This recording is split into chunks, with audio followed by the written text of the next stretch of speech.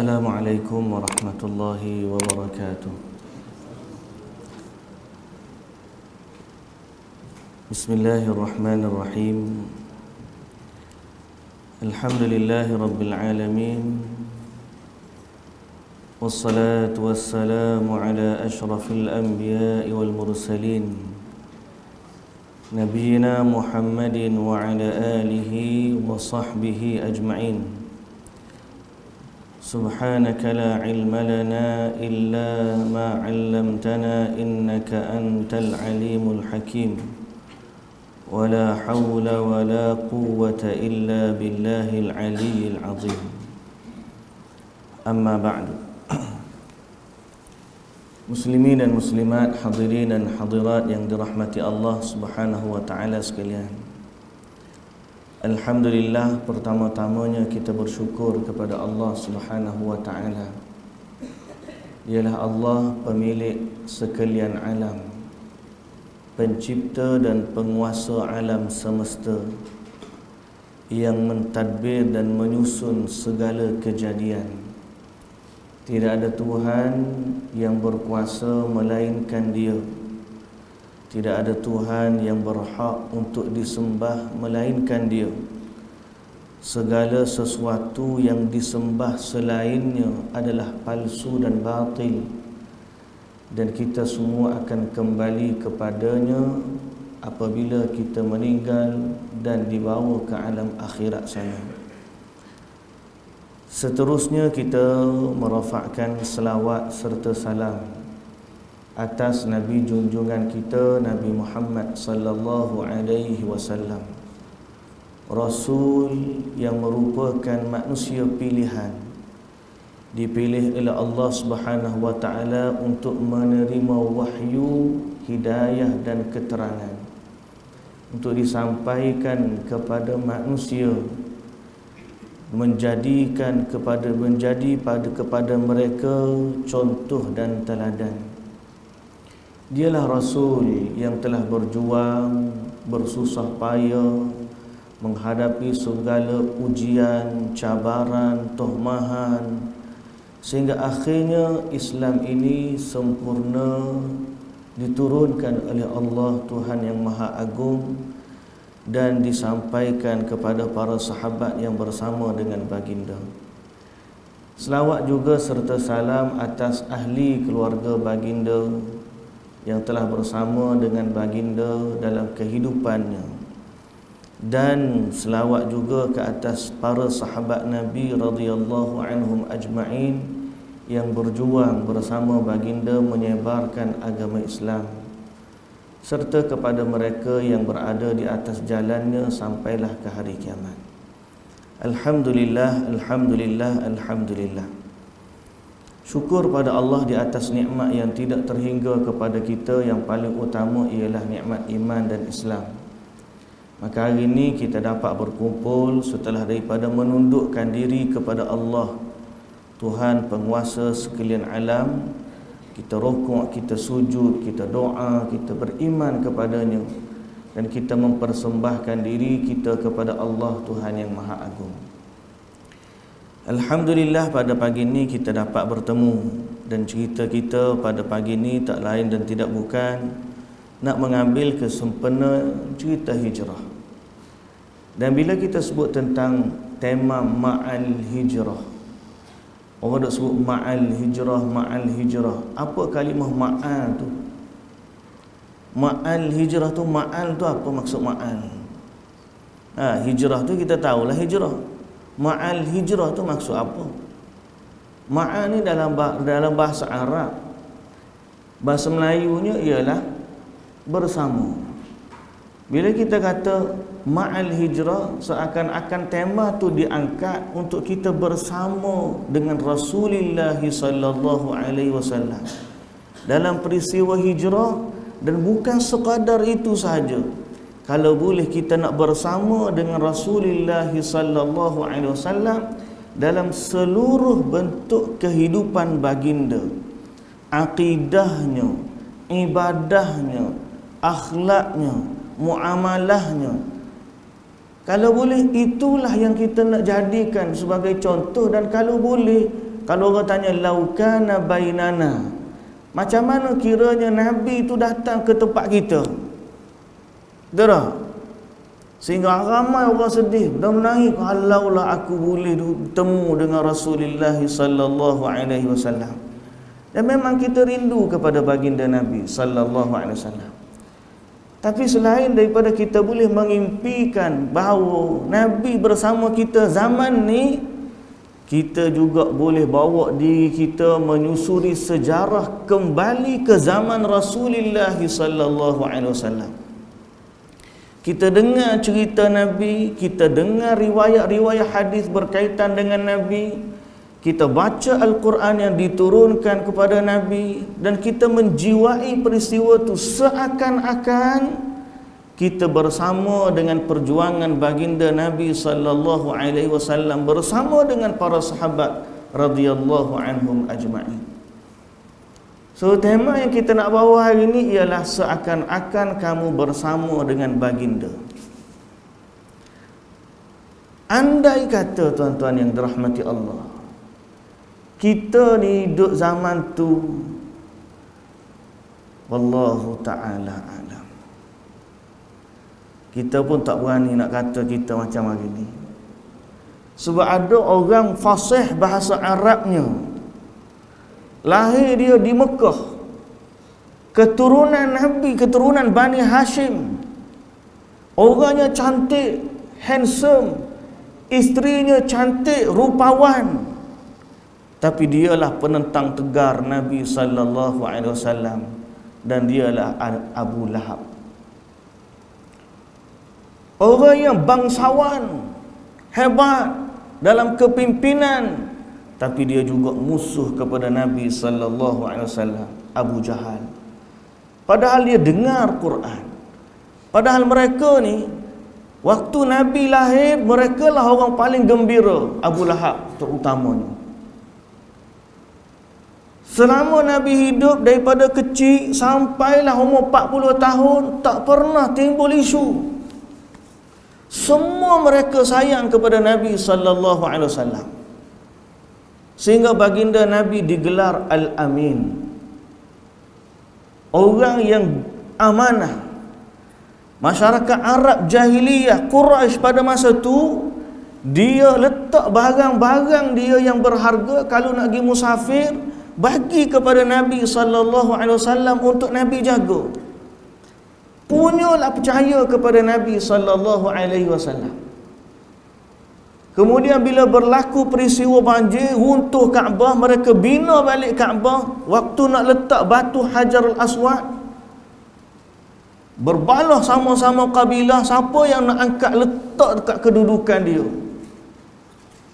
Bila dapat mereka panggil, bincang punya bincang, kita cari seorang lelaki yang jadi hakim untuk kita. Dia adalah orang yang keluar daripada pintu ni, multazam. Tengah-tengah begitu tiba-tiba muncul Nabi sallallahu alaihi wasallam. Betapa gembiranya mereka, Nabi yang akan memberi keputusan. Mereka kata, kalau dia ni bagi keputusan, kami terima. Dialah Al-Amin, orang yang dikelar sebagai amanahnya dia. Nabi bawa keputusan, semua orang pegang kain sama-sama, Nabi angkat letak dekat kain tu, angkat sama-sama ke tempat dia, kemudian Nabi letak dekat tempat Hajarul Aswad. Semua orang setuju, semua orang sayang, semua orang kasih kepada Nabi sallallahu alaihi wasallam. Selama 40 tahun kehidupan Nabi tak ada masalah. Kita tak dengar cerita masalah Nabi waktu umur dia sehingga 40 tahun.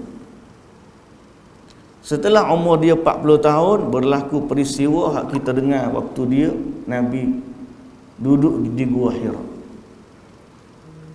Sebab pada waktu tu 40 tahun Nabi ni dirasakan datang perasaan tak seronok tengok orang-orang Mekah duduk sembah berhala, dan dirasakan kepada Nabi suka bersendirian, sehingga Nabi naik duduk dalam Gua Hira.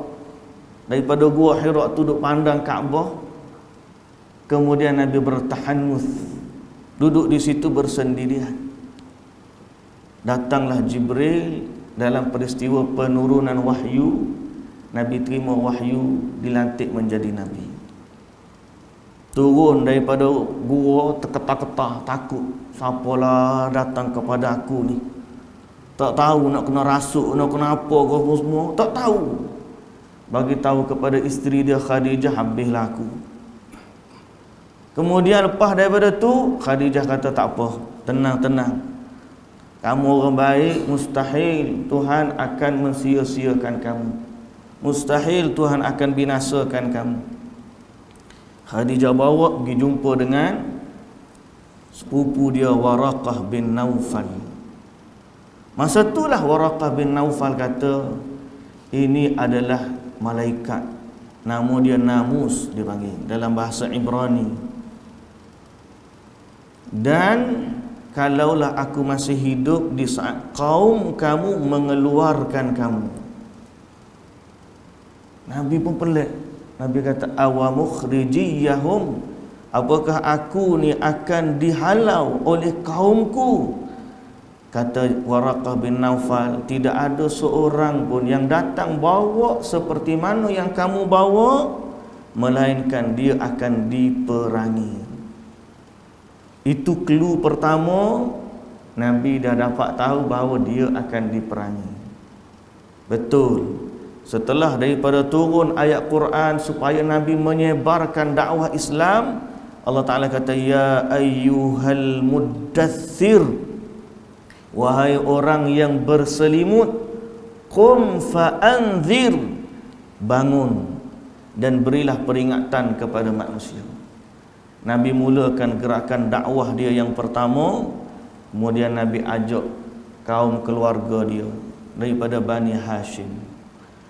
Maka disitulah mula-mulanya berlaku penentangan terhadap dakwah Nabi sallallahu alaihi wasallam dalam keluarga dia sendiri.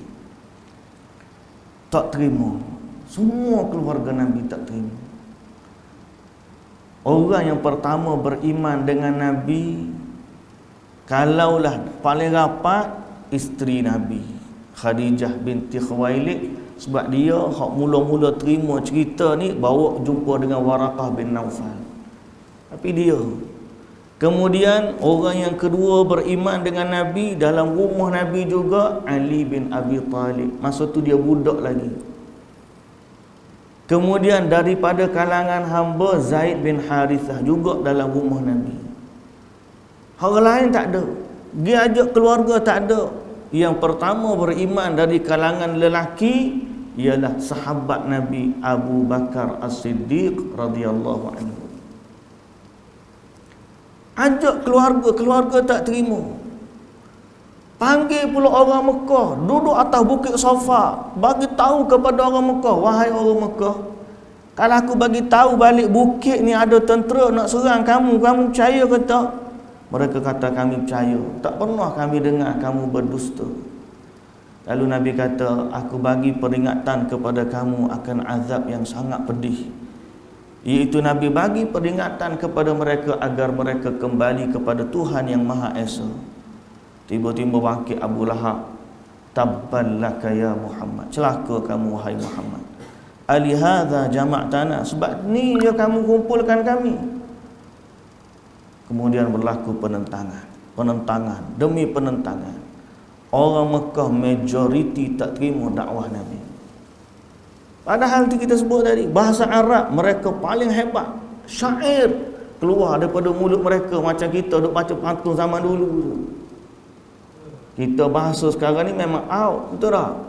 Zaman dulu bahasa ni, syair ni, pantun ni keluar mulut ni nak minat 3 jam tak habis modal nak syair. 3 jam tak habis modal nak pantun. Mari zaman ni bagi satu rangkap berebah dah. Terah. Pasal apa? Bahasa kita lemah. Zaman dulu bahasa mereka hebat, syair ni menjadi budaya mereka. Maknanya kalau dari sudut kefahaman bahasa, mereka orang yang paling patut faham Quran. Tapi mereka tak beriman. Kalau nak kata orang paling kenal Nabi, mereka paling kenal Nabi, tapi mereka tak beriman. Lepas tu saya kata di awal tadi, Alhamdulillah, Alhamdulillah, Allah bagi kepada kita nikmat iman dan Islam, walaupun jarak kita dengan Nabi ribuan kilometer dari sudut tempat, dan kita juga ribuan tahun dari sudut masa. Hari ni kita tak pernah pandang sosok tubuh Nabi sallallahu alaihi wasallam, tapi kita beriman dengan Nabi sallallahu alaihi wasallam. Orang Mekah majoriti tak beriman dengan dakwah Nabi, dan inilah faktor pertama sebab apa Nabi hijrah. Dah dakwah punya dakwah 13 tahun dakwah di Mekah, bukan main-main. Sampai akhirnya habis orang Mekah tak terima dah. Nabi pergi pula ke Taif. Orang Taif pula tak terima dakwah Nabi. Balik daripada Taif dalam keadaan dibaling dengan batu. Sampai nak masuk Mekah pun tak boleh. Nak masuk Mekah tak boleh masa tu, dihalang. Nasib baik ada seorang lelaki nama dia Mut'im bin Adi, orang Quraisy yang kesian kat Nabi. Dia bawa tentera-tentera dia masuk dalam Masjidil Haram. Dia isytihar bahawa Muhammad ini di bawah perlindungan aku, siapa-siapa pun jangan sakiti dia. Mereka berkawal dalam Masjidil Haram. Nabi masuk daripada luar sampai depan Kaabah. Nabi solat, kemudian Nabi balik rumah dia. Masa tu baru boleh selamat Nabi di Mekah. Sampai satu tahap mereka nak bunuh Nabi sallallahu alaihi wasallam. So Nabi dakwah dia tolak. Nabi disakiti, diancam, ditohmah, dicaci, dimaki. Antara bentuk penghinaan kepada Nabi, orang kata Nabi gila, orang kata Nabi ahli sihir, orang kata Nabi reka Quran, dia ahli syair, padahal Nabi tak tahu membaca dan menulis. Antara tohmahan dan panggil yang diterima oleh Nabi sallallahu alaihi wasallam adalah mereka buat naya kat Nabi waktu Nabi salat, campur kotoran daripada tempat sembelihan letak atas belakang Nabi sallallahu alaihi wasallam. Abdullah ibn Mas'ud yang menceritakan kisah ni, dia kata masa tu dia tak boleh buat apa-apa. Nabi tak bangun daripada sujud sehinggalah datang Fatimah anak dia buang kotoran tu daripada Nabi sallallahu alaihi wasallam, barulah Nabi bangkit. Dan masa tu Nabi doakan supaya Allah hukum orang Quraisy.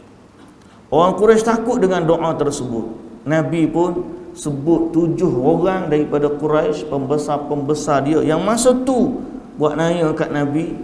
Kata Abdullah ibn Mas'ud, aku lihat semua nama-nama yang disebut tu terbunuh dalam perang Badar, dan mayat-mayat mereka dicampur dalam telaga di Badar. Nabi dihina, disakiti, dan sebagaimana saya sebut, akhirnya sampai nak dibunuh. Itu Nabi hijrah. Faktor yang ketiga, sahabat-sahabat Nabi juga disakiti, diseksa. Bilal kita tahu cerita dia,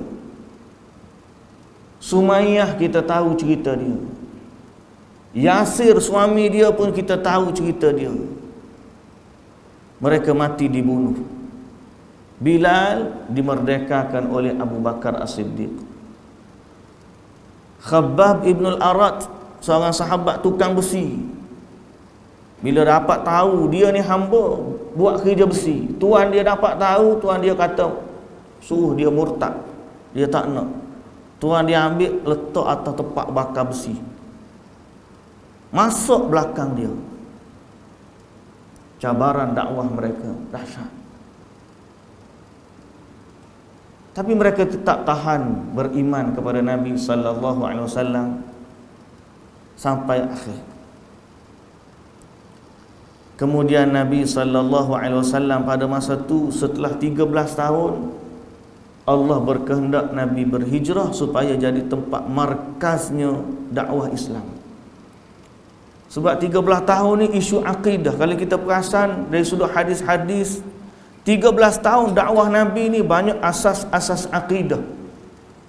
Cerita tentang tauhid, Lepas 13 tahun berhijrah ke Madinah, masa itulah baru turun ayat tentang salat Jumaat.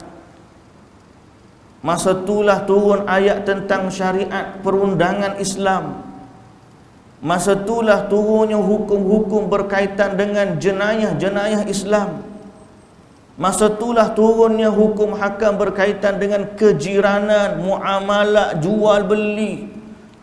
Setelah Islam sudah ada base sebuah negara Islam. Dan ini satu kepentingan dalam dakwah kita untuk mewujudkan satu tempat yang mana kita boleh beramal dengan agama kita. Dan kalau nak hijrah kita pun, hijrahlah kepada sesuatu yang kita boleh beramal dengan agama kita. Saya pernah sebut kisah seorang Yaman. Bila negara dia perang, dia boleh berhijrah. Ada setengah pilih Eropah, ada setengah pilih US, ada setengah pergi ke Australia. Dia dapat pas pelarian. Tapi sahabat tu, rahimahullah, dia meninggal baru ni waktu Covid. Dia kata dia pilih Malaysia. Saya tanya kenapa pilih Malaysia? Dia kata sebab di sini aku boleh beramal dengan agama. Semayang 5 waktu tak ada orang halang.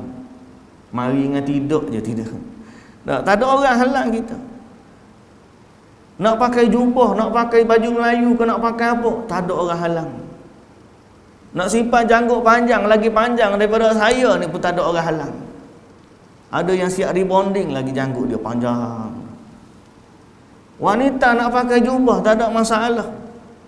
Ada yang pakai purdah pun tak ada masalah. Nak baca Quran tak ada masalah. Nak azan tak ada masalah. Kerana alhamdulillah, alhamdulillah, alhamdulillah, apa yang diperjuangkan oleh para sahabat, kita celak mata, kita dalam keadaan aman dan Islam bertapak di negara kita. Nikmat, alhamdulillah. Tapi sahabat tidak semudah yang kita dapat. Setelah daripada Nabi SAW terima ancaman tu, Allah izinkan Nabi berhijrah. Maka cerita hijrah detail saya rasa semua orang biasa dengar. Bermula daripada perjanjian Aqabah, 2 kali perjanjian Aqabah. Musim haji Nabi keluar cari siapa dia lah nak beriman dengan Nabi ni. Siapa dia nak terima dia ni sebagai Rasul. Orang Mekah tak terima. Nabi sampai pergi musim haji, pergi jumpa jemaah haji.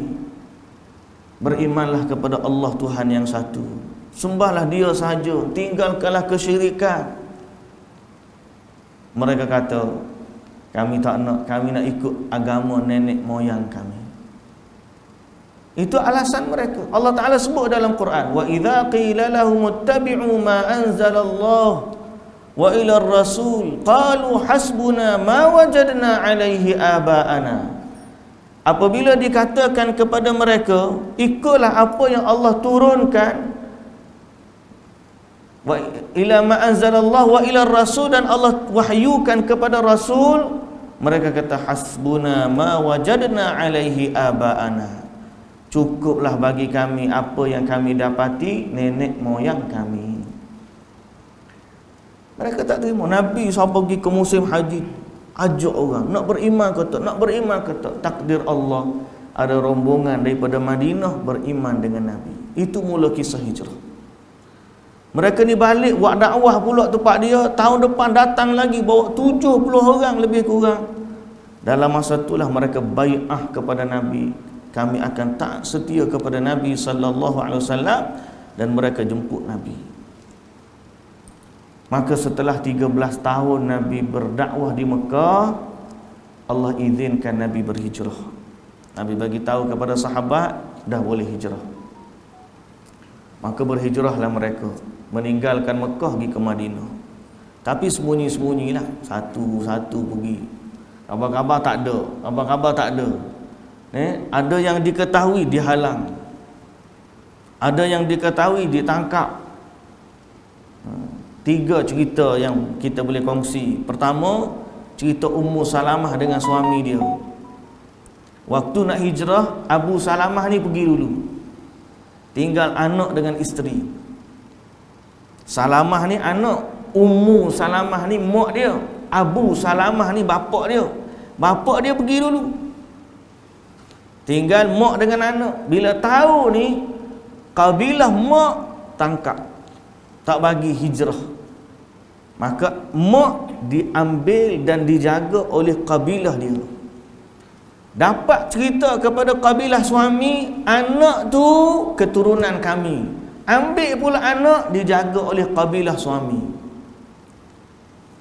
Anak duduk seorang, mak duduk seorang, suami duduk seorang. Suami dah hijrah ke Madinah. Rindu punya rindu sampai setahun mereka dihalang daripada bertemu. Setelah setahun barulah timbul rasa kesihan kami. Tiap-tiap hari duduk termenung. Mereka hantar balik anak tu pergi semula kepada mak dia. Salamah tu dihantar balik kepada mak dia. Ummu Salamah kemudian dengan anak dia dibawa berhijrah sampai ke Madinah, jumpa balik dengan Abu Salamah.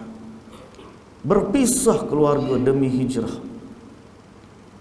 Seorang lagi sahabat nama dia Suhaib Ar-Rumi. Suhaib Ar-Rumi ni asal pun nama Rom. Orang asal Rom. Rom ni orang Eropah ha? Orang Eropah, bahasa kita lah ni ya. Rom memang dekat Itali lah. Ni orang Rom, tapi beriman dengan Nabi, duduk di Mekah. Bila dia duduk di Mekah, dia beriman dengan Nabi, dia nak hijrah ikut Nabi ke Madinah, orang Mekah tahan. Orang Mekah kata, kamu dulu datang fakir, sa'lukan, tak ada apa-apa. Duduk di Mekah, kamu jadi kaya raya, tiba-tiba nak ikut Muhammad.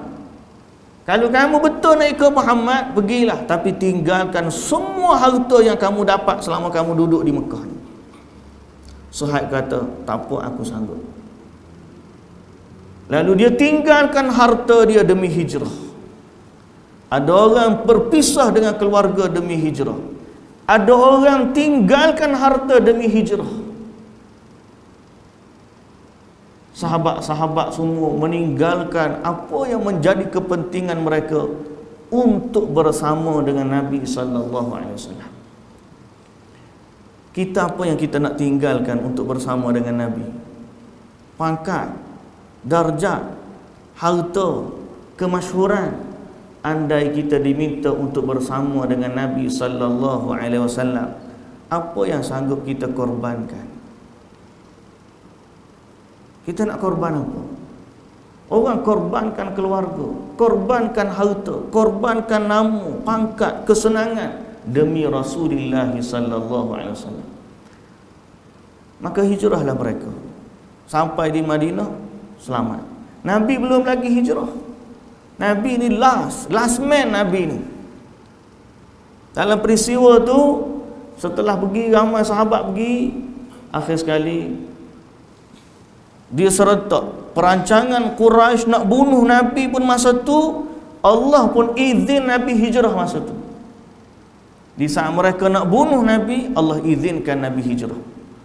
Lalu Nabi pergi tengah hari, pergi jumpa dengan Abu Bakar As-Siddiq radhiyallahu anhu, ajak Abu Bakar hijrah.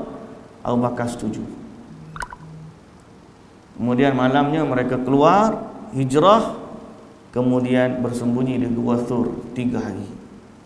Tarikh bila Nabi keluar? Nabi keluar pada bulan Safar, bukan bulan Muharram, bulan Safar.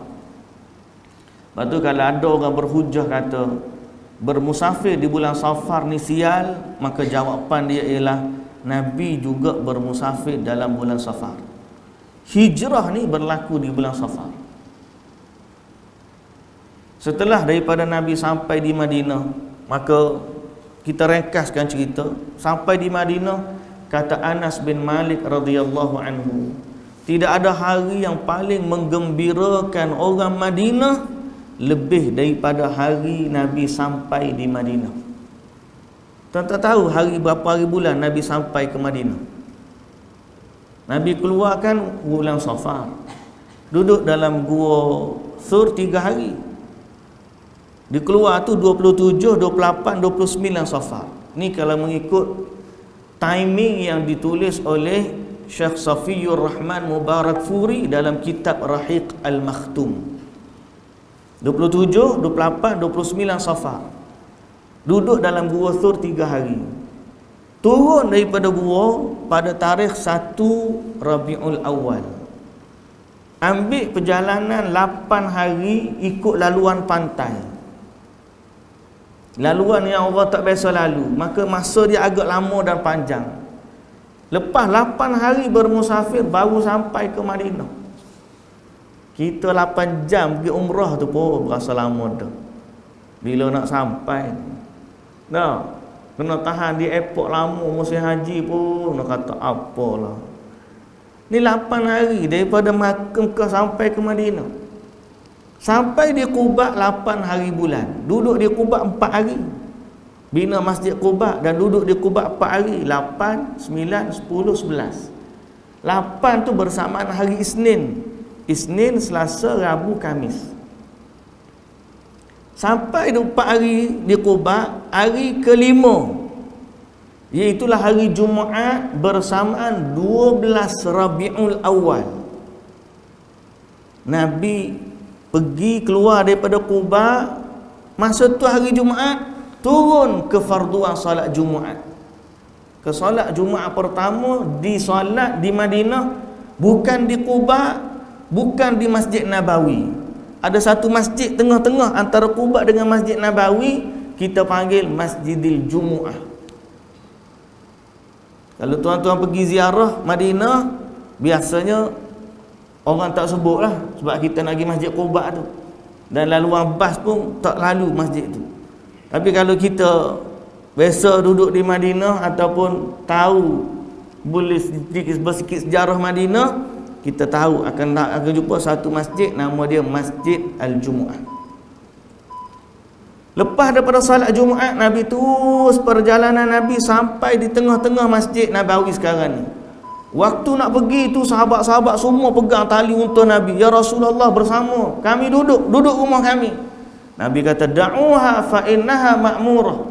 Biarkan unta ni dia berjalan dengan sendiri. Dia sudah diperintahkan oleh Allah nak pergi kat mana. Sahabat tengok unta ni kejap pandang kanan, pandang kiri, pandang kanan, pandang kiri. Akhir sekali berhenti tepat rumah Nabi hari ni, masjid Nabi hari ni. Dekat masa tu rumah Abu Ayyub Al-Ansari. Dan kita tahu semua sahabat tekam Nabi, ya Rasulullah, duduk rumah kami. Abu Ayyub ni dia cerdik sikit. Dia pergi, dia ambil barang rumah, barang Nabi, letak dalam rumah dia siap-siap.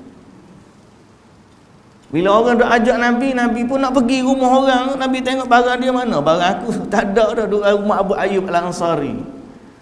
Lalu Nabi kata, al-mar'u ma'a rahlihi. Seorang tu dia kena ikut barang dia. Dan Nabi tinggallah di rumah Abu Ayyub Al-Ansari selama nak bina Masjid Nabawi. Dan setelah itu berlakulah macam-macam peristiwa, terbinalah tamadun Madinah. Orang Quraisy tetap tak puas hati.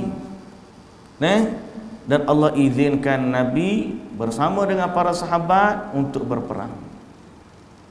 Maka Nabi bawa kumpulan dia nak ambil harta rampasan. Kerana Quraisy dah ambil harta mereka, maka mereka nak ambil kafilah dagang Quraisy. Pada tahun 2 Hijrah berlaku peristiwa perang Badar. Islam menang, pembesar-pembesar Quraisy mati. Mereka tak puas hati, tahun ketiga Hijrah datang pula, serang pula Madinah. Nabi bertahan di Bukit Uhud dengan para sahabat. Hampir-hampir Nabi wafat, terbunuh. Topi besi Nabi pecah, pipi Nabi berdarah tertusuk besi. Sehingga dalam riwayat menyebut waktu Abu Bakar radhiyallahu anhu, sahabat-sahabat angkat Nabi ni daripada lubang tempat Nabi jatuh dan dipukul tu. Angkat Nabi nak cabut topeng besi Nabi tu. Hampir tak kenal muka Nabi sebab penuh dengan darah. Bila mereka buka topeng, dapati ada besi yang tercucuk di pipi Nabi sallallahu alaihi wasallam. Sahabat nak buang, nak tarik, tak boleh. Abu Ubaidah Al-Jarrah gigit dengan gigi dia, nak tarik patah gigi dia. Sehingga Nabi SAW kata, tidak akan selamat satu kaum yang mencederakan Nabi mereka. Tapi Allah Ta'ala larang Nabi. Allah Ta'ala berkata bukan kerja Nabi untuk hukum manusia. Nabi SAW bersama dengan para sahabat tetap berjuang. Perjuangan satu hal, tapi yang Nabi nak bawa kepada umat ni apa dia sebenarnya? Sampai peringkat begitu Nabi ni. Sakitnya, cabarannya. Tak buat hati lagi. Quraisy buat pakatan, coalition, 10,000 tentera bersekutu. Setelah daripada berlaku peristiwa Uhud, tak buat hati, datang pula tentera bersekutu 10,000 orang kepung kota Madinah. Mereka duduk dalam tu, hampir-hampir putus bekalan makanan, minuman. Dan berlaku pengkhianatan daripada dalam oleh Yahudi Bani Quraidah. Allah selamatkan Nabi. Akhirnya datang angin ribut yang kencang. Bersamanya juga ada strategi ketenteraan. Hantar sahabat yang baru masuk Islam menyusup dalam tentera bersekutu dan memporak-porandakan mereka dari dalam. Maka setelah datang ribut yang membadai kuat, mereka pun akhirnya putus asa dan balik meninggalkan perang. Selamat Nabi daripada kepungan mereka. Esok hari yang sama juga Nabi kata, jangan salat asar melainkan kita pergi kepada Bani Quraidah. Terus mereka pergi kepada Bani Quraidah dan halau mereka daripada kota Madinah. Sehingga Yahudi semua dihalau daripada kota Madinah. Tak puas hati. Memang tak puas hati. Setelah 6 tahun duduk di Madinah, Nabi dapat mimpi. Nabi dapat mimpi dia tawaf di Masjidil Haram. 6 tahun sahabat-sahabat hijrah, 6 tahun tak tengok Kaabah, tak tengok tanah air, 6 tahun. Bila Nabi dapat mimpi semua seronok. Dia kata, Allah bagi isyarat kita dapat tawaf. Hampir 1,000 orang atau lebih daripada 1,000 orang berjalan dengan Nabi dalam pakaian ihram, bawa pedang yang tersarung, pergi ke Mekah nak buat umrah, bawa binatang-binatang. Sampai di Hudaibiyah dihalang, tak boleh masuk Mekah. Orang Quraisy tak halang. Bila halang, Nabi hantar Uthman bin Affan. Berlaku pula khabar Uthman dibunuh kerana lamanya dia dihalang oleh orang Mekah. Nabi buat satu lagi bai'ah dengan sahabat-sahabat. Dipanggil Bai'atul Ridwan. Bai'ah Aqabah dulu dekat Aqabah ni. Bai'atul Ridwan duduk dekat dengan Hudaibiyah. Satu perjanjian bai'ah antara sahabat dengan Nabi sebelum daripada perjanjian Hudaibiyah. Apa dia isi kandungan? Kita akan tuntut bela kematian Uthman, tak kira apa berlaku. Quraisy dengar, takut mereka. Dah kalah di perang Badar, dah kalah di perang Uhud, dah kalah di perang Khandaq. Bila dengar Nabi nak serang, takut mereka. Hantar delegasi berunding dengan Nabi sallallahu alaihi wasallam. Berunding dengan Nabi. Akhirnya dapatlah perjanjian Hudaibiyah. Tahun 6 Hijrah, genjatan senjata selama 10 tahun. Antara isi kandungan, gencatan senjata 10 tahun tak boleh perang. Siapa-siapa kabilah nak bersama dengan pakatan Nabi, duduk dalam pakatan Nabi. Nak bergabung dengan pakatan Quraisy, bergabung dengan pakatan Quraisy. Akhir sekali adalah Bani Bakar duduk bersama dengan Nabi sallallahu alaihi wasallam, satu lagi Bani duduk dengan Quraisy. Tak sampai 2 tahun, Kabilah yang berpakat ni perang, serang. Kabilah yang ikat perjanjian berpakat dengan Quraisy pergi serang kabilah yang berpakat dengan Nabi. Berarti mereka langgar perjanjian. Nabi kata, dah perjanjian dah batal, tiada lagi genjatan senjata. Nabi kumpulkan tentera-tentera, kita pergi takluk Mekah. Tahun 8 Hijrah, setelah 8 Hijrah, masa tu hari panggil 6 Hijrah, umrah Nabi terhalang. Umrah Nabi terhalang. Nabi patah balik ke Madinah dalam keadaan tak boleh buat umrah, tapi mereka bertahallul di Hudaibiyah. Sembelih binatang-binatang yang nak bawa di Hudaibiyah. Terhalang mereka. Tahallul di Hudaibiyah. Tahun ke-7 mereka buat umrah. Dia panggil umrah qada. Tahun ke-8 berlaku pengkhianatan yang kita sebut tadi, maka Nabi dengan sahabat-sahabat dia pergi menakluk Mekah, dan akhirnya Mekah ditakluk oleh orang Islam. Apa Nabi buat? Nabi keluarkan berhala daripada Mekah. Dan Nabi keluarkan orang kafir daripada Mekah. Orang Islam, orang asalnya kafir masa tu, penduduk Mekah beriman dengan Nabi. Termasuklah musuh-musuh yang sebelum ni memusuhi Nabi. Ikrimah bin Abi Jahal, anak Abu Jahal beriman dengan Nabi. Abu Sufyan beriman dengan Nabi. Panglima-panglima mereka beriman dengan Nabi. Sehingga akhirnya murni Mekah pada masa itu milik umat Islam dan tiada lagi kesyirikan. Muslimin dan muslimat yang dirahmati Allah, setelah daripada itu Nabi memilih untuk kekal tinggal di Madinah bersama golongan Ansar. Walaupun Nabi tawan Mekah, tapi Nabi tak duduk Mekah. Nabi kata, laulal hijrah lakuntum ra'an minal ansar. Kalau tidak kerana adanya hijrah, nescaya aku adalah sebahagian daripada orang Ansar. Tapi Allah takdirkan Nabi diutuskan di Mekah, berhijrah ke Madinah bersama golongan Ansar. Lalu Nabi kata, mana saja Ansar pergi, aku akan ikut Ansar. Nabi stay di Mekah, di Madinah tahun ke-8. Tahun ke-9 Nabi tak buat haji, semua orang datang ke Madinah masuk Islam. Idza jaa nasrullahi wal fath wa ra'aitan nasa yadkhuluna fi dinillahi afwaja. Tahun ke-10 Nabi sallallahu alaihi wasallam buat haji, dan itulah haji Nabi pertama dan terakhir. Setelah daripada Nabi balik haji, bulan Zulhijjah, bulan Muharram, bulan Safar, Nabi pun sakit. Balik daripada perkuburan Baqi', Nabi sakit. Bila Nabi sakit, makin lama makin kuat. 2 minggu penghujung Safar Nabi sakit, 2 minggu Nabi sakit sebelum wafat.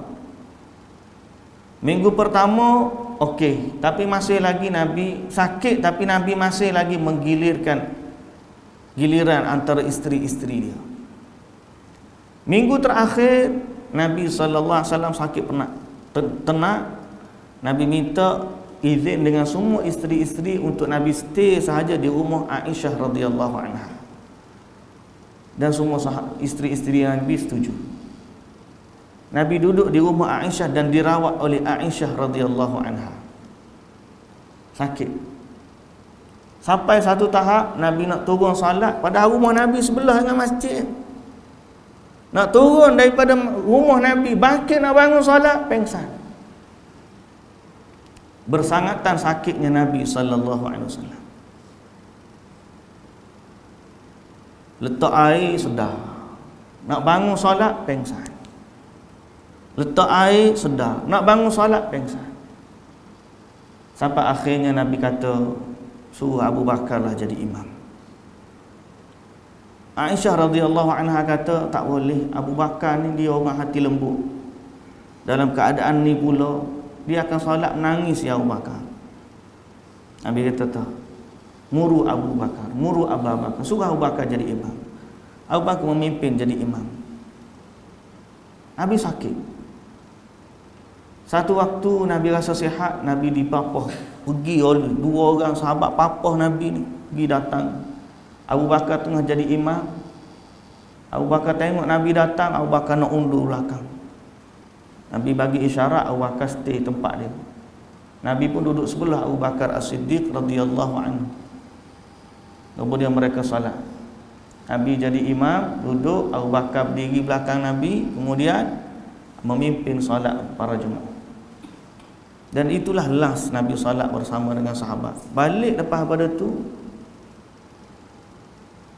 Nabi SAW tak pernah lagi turun salat kerana terlalu sakit, uzur. Pada subuh 12 Rabiul Awal, Nabi buka tabir, Nabi tengok Abu Bakar tengah salat. Sahabat-sahabat tengok tabir rumah Nabi ni tersingkap, hampir mereka batal salat kerana gembiranya melihat Nabi SAW. Lepas tu Nabi senyum, Nabi tutup tirai, dan sahabat kata itulah terakhir kali kami melihat Rasulullah SAW. Pada waktu waktu duha, pagi duha 12 Rabiul Awal, maka Nabi SAW sakit berat, duduk di ribaan Aisyah radhiyallahu anha, terbaring, tenat. Di saat itu datang kepada Nabi sakaratul maut, sakit, sehingga Nabi kata la ilaha illallah inna lil mauti sakarat. La ilaha illallah, sesungguhnya pada kematian itu ada sakarat. Masa tu ada satu bekas air tepi Nabi. Aisyah ambil tangan Nabi, kemudian dia baca doa, kemudian dia sapu kat tubuh Nabi, kemudian ambil air sapu dekat wajah Nabi SAW.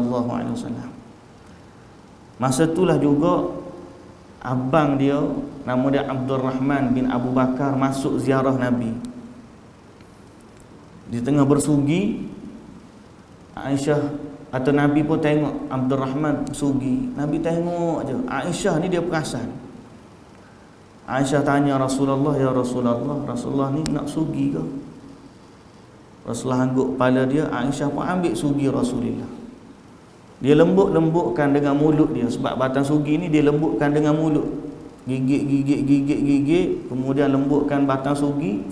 Aisyah pun bersihkan mulut Rasulullah SAW. Sehingga Aisyah kata, benda yang paling aku gembira di saat wafatnya Nabi ialah air liur aku ni ada dalam mulut Nabi. Kata Aisyah radhiyallahu anha. Sakit tu teramat sangat sehingga akhirnya pada waktu duha tu Nabi memandang ke atas. Nabi kata, Allahumma rafiqul a'la. Allah dialah teman yang tertinggi. Allahumma rafiqul a'la. Allah adalah teman yang tertinggi. Nabi SAW akhirnya menghembuskan nafasnya terakhir di ribaan Aisyah pada pagi 12 Rabiul Awal. Nabi ini dia sampai Madinah pun 12 Rabiul Awal, dia wafat pun 12 Rabiul Awal. Ada yang kata dia lahir pun 12 Rabiul Awal. Tapi kita banyak ingat 12 Rabiul Awal ni tarikh lahir Nabi.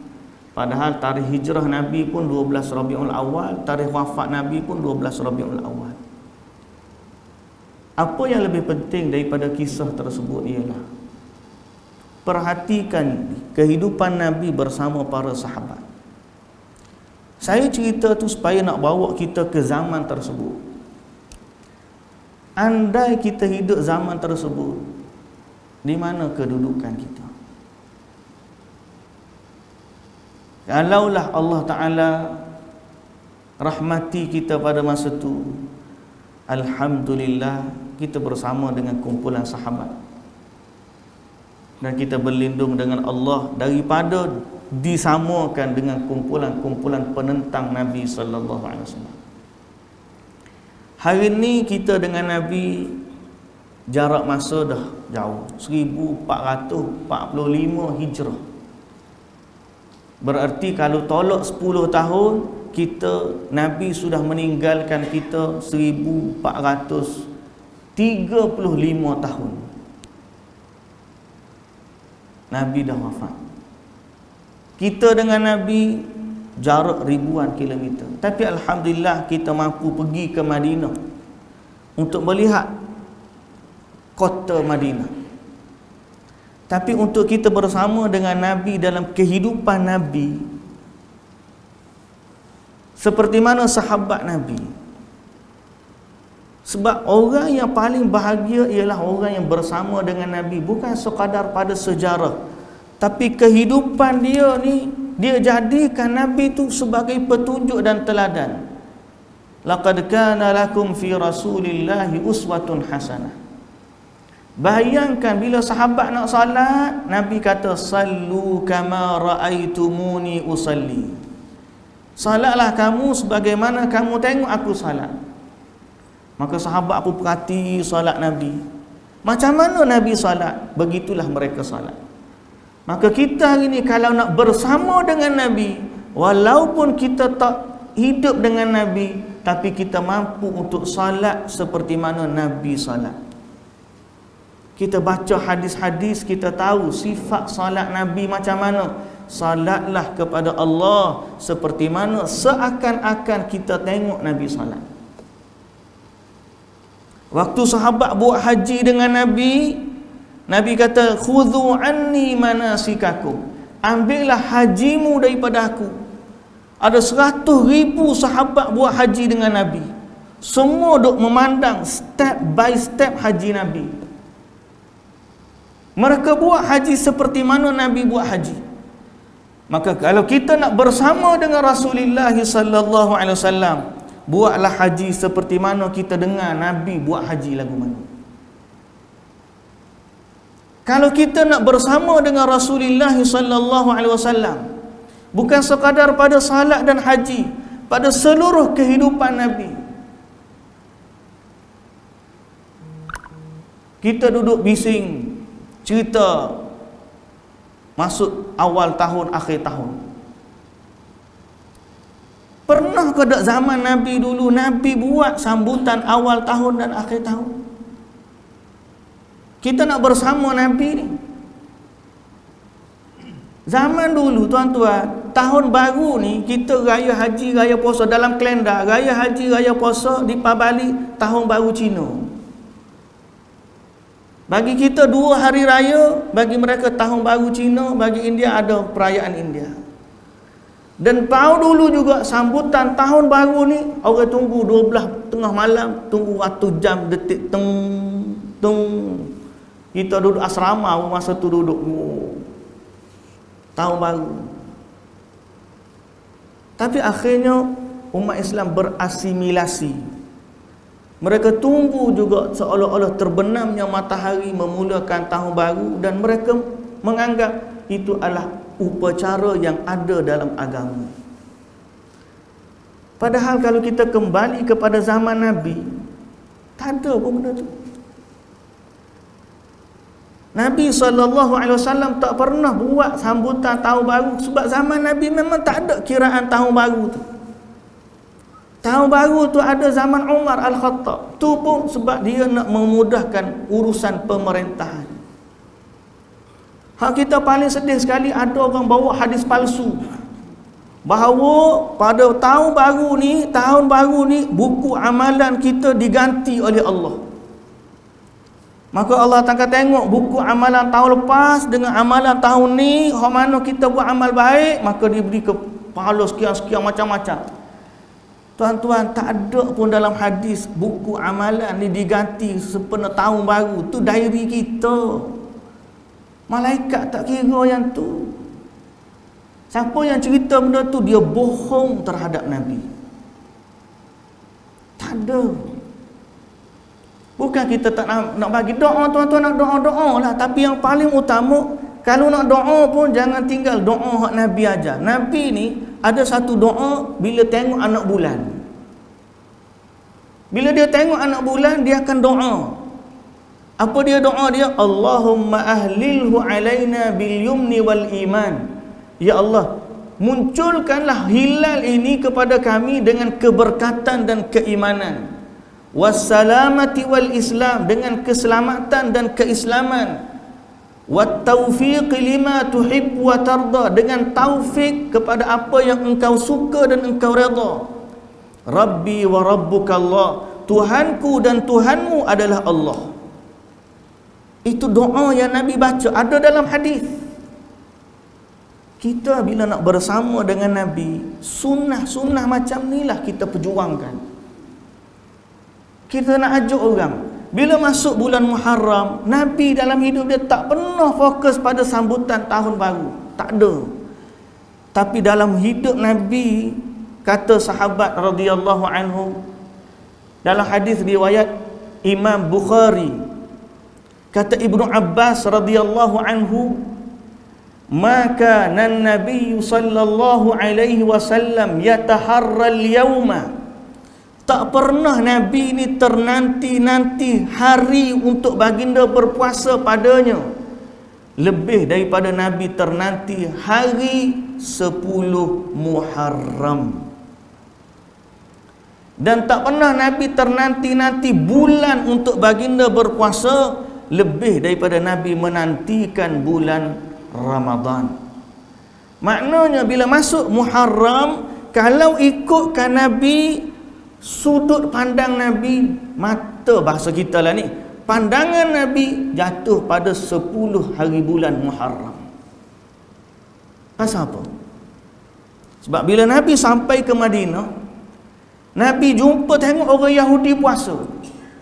Nabi tanya orang Yahudi, kenapa kamu puasa hari ni? Orang Yahudi itu jawab, sebab hari ni Allah selamatkan Nabi Musa daripada Fir'aun. Kerana gembiranya kami dengan peristiwa tersebut, kami berpuasa. Yahudi jawab. Nabi dengar, Nabi kata, nahnu ahaqqu bi Musa minkum. Kami lebih berhak dengan Nabi Musa berbanding kamu. Pasu fasamahu, Nabi pun puasa hari 10 Muharram. Dan Nabi suruh sahabat-sahabat semua puasa pada 10 Muharram. Sampai waktu dah lama ni, Nabi tengok Yahudi masih lagi puasa pada hari ke-10. Nabi kata, la in baqitu ila qabilin la asuman nattasi. Ujung hayat Nabi kata, kalau aku panjang umur sampai tahun depan, aku nak puasa juga hari 9. Maka para ulama menyebut, terutamanya Ibnu Hajar Al-Asqalani dalam kitabnya Fathul Bari, martabat puasa ni, Muharram ni ada 3 benda kita kena ingat. Pertama, semua hari-hari dalam bulan Muharram disunatkan puasa. Kerana ada hadis Nabi kata, afdalus siyami ba'da Ramadan siyamu syahrillahil Muharram. Sebaik-baik puasa setelah bulan Ramadan, puasa sunat adalah bulan Muharram. Satu. Yang kedua, puasa yang terbaik dalam semua hari Muharram ialah pada 10 Muharram. Ditegaskan. Dan ada fadilat khusus di mana Nabi SAW kata, aku harapkan dengan puasa satu hari ini Allah ampunkan dosa setahun yang sebelumnya. Jadi ada fadilat tak puasa 10 Muharram? Ada. Apa dia fadilat dia? Ampun dosa setahun. Yang ketiga, disunatkan puasa juga hari ke-9. Gabung dengan yang ke-10 untuk membezakan puasa kita umat Islam dengan puasa orang Yahudi. Maka 9 dengan 10 adalah titik keutamaan bagi kita dalam bersama Nabi sallallahu alaihi wasallam. Kalau tak kita tahun ni 1445 Hijrah kita ni, 9 dan 10 Muharram jatuh hari apa? Khamis depan dan juga Jumaat. Patutnya kalau semua orang mencintai sunnah Nabi, dia balik ni, dia bagi tahu dah ke anak keluarga dia, Minggu depan kita puasa. Khamis semua nak anak-anak daddy belaka puasa. Panggil daddy tu. Anak-anak papa semua puasa. Pasal apa? Pasal apa papa kena puasa ni? Sebab 9 Muharram Nabi suruh kita puasa. Hari Jumaat kena puasa lagi papa. Ya kena puasa lagi. Pasal apa? 10 Muharram adalah kemuncaknya keistimewaan bulan Muharram. Ini sunnah. Sebab apa saya cerita benda ni? Supaya kita bersama Nabi sallallahu alaihi wasallam. Dalam hijrah Nabi, dalam kehidupan Nabi, dalam ibadat Nabi, dalam salat Nabi, dalam haji Nabi, dari puasa Nabi. Semua kita buat seakan-akan kita bersama Nabi sallallahu alaihi wasallam. Jangan sekadar kita laungkan slogan kita sayang kepada Nabi, tapi bila sampai kepada kita satu sunnah kita abaikan. Jangan sampai satu orang tu dia kata dia sayang kepada Nabi, tapi mulut dia cerita benda kebohongan atas Nabi sallallahu alaihi wasallam. Bawa cerita hadis palsu, bawa amalan palsu, diajak umat untuk menyelisihi Nabi sallallahu alaihi wasallam. Tak boleh. Kita umat ni terikat dengan Nabi. Bila kita masuk kubur, soalan akan ditanya, siapa Tuhan kamu? Siapa Nabi kamu? Dan kita harapkan bila kita boleh jawab tu, kerana kita zaman hidup kita ikut sunnah Nabi sallallahu alaihi wasallam. Sampai kita mati, alam akhirat bangkit, kita juga berharap kita bangkit bersama Nabi sallallahu alaihi wasallam. Kita juga berharap bila kita berjalan menuju kepada timbangan mizan, menuju titian sirat, di sana ada kolam Nabi yang Nabi tunggu umat dia. Semua umat dia dapat minum daripada kolam tersebut. Tapi ada orang yang lagi minum dihalang oleh malaikat. Nabi kata, kenapa dia dihalang? Dikatakan kepada Nabi, kamu tak tahu apa yang mereka buat dengan agama kamu setelah kamu wafat. Mana orang ni menokok nambah, mengubah syariat, menyalahi Nabi sallallahu alaihi wasallam. Sehingga berdasarkan hadis tersebut kita takut sangat untuk menyelisihi Nabi sallallahu alaihi wasallam dalam ajaran baginda. Sebab orang yang tak ikut Nabi di akhirat sana dihalang daripada bergabung dengan Nabi sallallahu alaihi wasallam. Sebab tu para jemaah yang dirahmati Allah, hijrahlah kita. Hijrah kepada mana? Hijrah daripada zaman kejahilan kepada zaman hidayah Islam. Alhamdulillah kita dengar artis hijrah. Orang dulu tak tahu hijrah. Kita dulu hijrah yang paling utama ialah hijrah meninggalkan kejahilan, jahiliyah, pergi kepada hidayah Islam. Kita nak hijrah, pakak-pakak hijrah hari ini menjadi orang yang betul-betul mencintai sunnah Nabi sallallahu alaihi wasallam. Apa yang Nabi ajar kita pegang kuat-kuat, gigit dengan gigi geraham. Walaupun cabaran dakwah ni tetap akan ada sampai kiamat. Siapa-siapa yang pegang dengan apa yang Nabi pegang, sebagaimana Waraqah bin Naufal kata, tidak ada orang yang bawa apa yang kamu bawa melainkan diperangi. Dan inilah yang kita tengok berlaku. Imam Ahmad sampai di penjara. Sebab apa? Sebab bawa mesej Nabi. Imam Bukhari sampai dihalau daripada Bukhara, tempat dia sendiri. Pasal apa? Sebab dia bawa mesej Nabi. Dakwah ni begitulah. Hamka kita tahu, Buya Hamka juga mengalami peristiwa yang sama. Sampai kiamat beginilah lumrah dakwah.